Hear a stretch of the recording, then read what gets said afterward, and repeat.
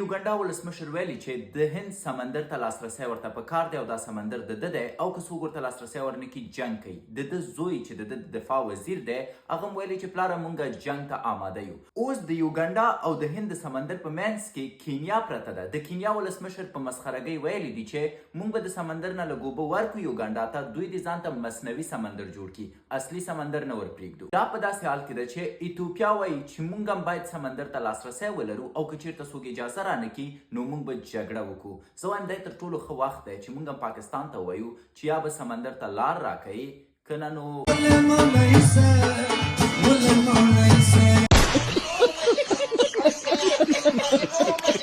بلکې غواړي د نړۍ سره په وصل کېدو پرمختګ وکړي. او دا خبره د یوګنډا ولسمشر هم کړې. هغه وایي چې که چېرته موږ سمندر ته لاسرسی پیدا کړو کیدای شي چې سپوږمکۍ ته وخیجو.